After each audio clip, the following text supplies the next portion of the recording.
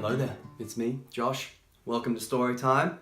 Today we're going to be reading Little Miss Splendid from the Little Miss Library.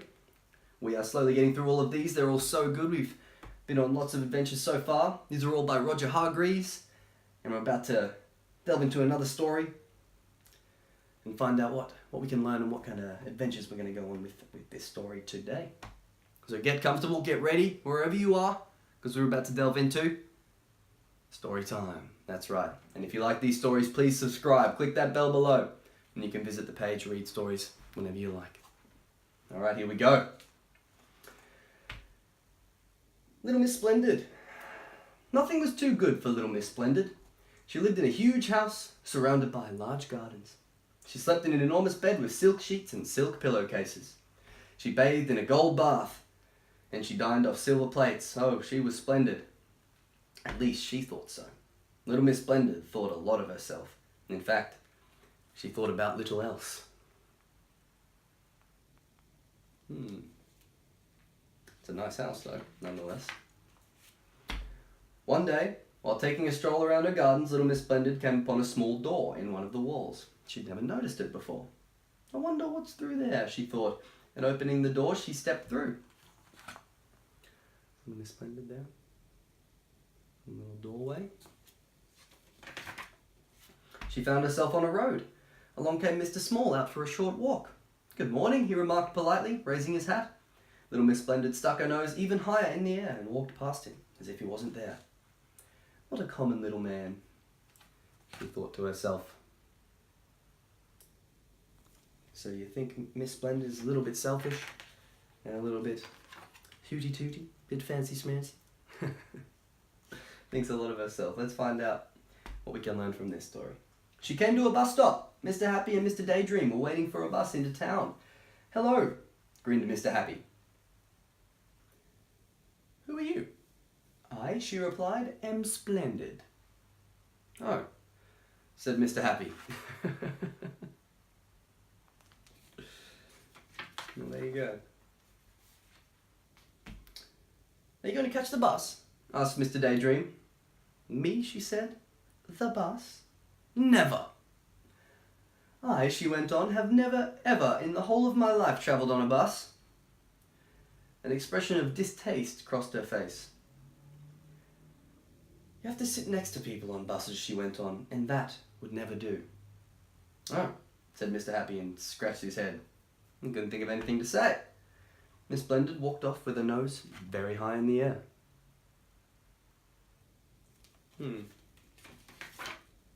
Miss Splendid arrived in town. She looked at herself in all the shop windows as she walked down the street. I must say, she thought to herself, I do look absolutely splendid.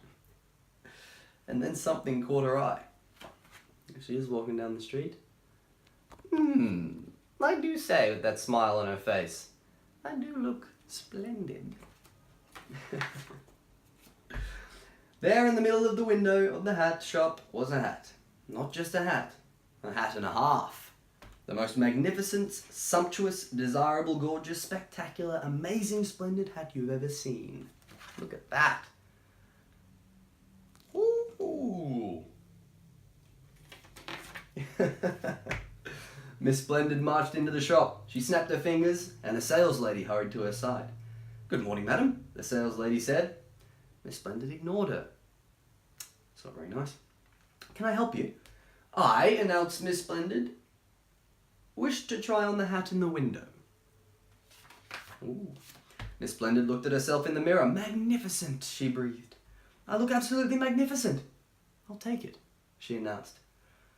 "But don't you want to know how much it costs?" asked the saleslady. "Cost?"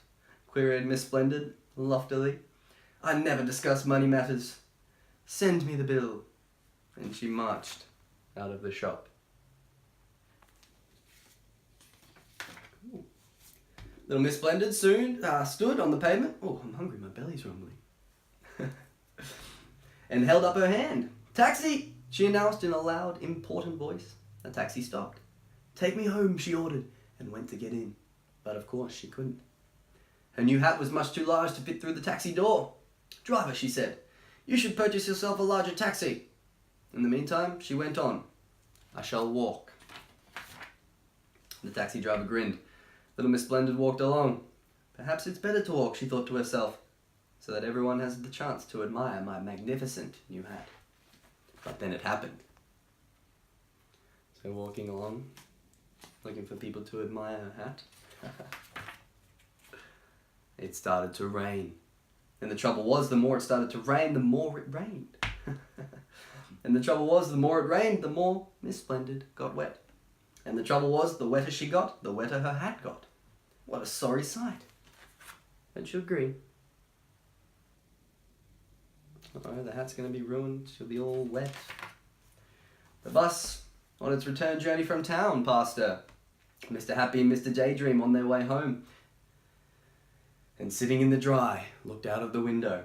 I say, remarked Mr. Happy, look out at that bedraggled figure trudging along in the wet. What a splendid sight, Mr. Daydream giggled. Splendid, he agreed.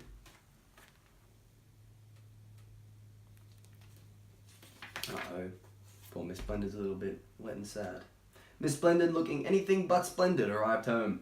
However, after a hot bath in her gold bath, and after a boiled egg in a gold egg cup, eaten with a silver spoon, she felt much better. In fact, later on, she spent an extremely pleasant evening looking at, well, what do you think she spent all evening looking at? Nope, not TV. Herself in the mirror. Wow. Well, that's Little Miss Splendid. That was a fun story. Little Miss Splendid is an interesting character. Thanks so much for reading the story today. Hope you enjoyed it. I might have said that already. I'm going to go and eat myself some food. It's lunchtime here, and I'm very hungry. Alright. Bye for now, but not forever. And if you like these, please subscribe. Click that bell. You can read these books on the page whenever you want. Alright. See ya.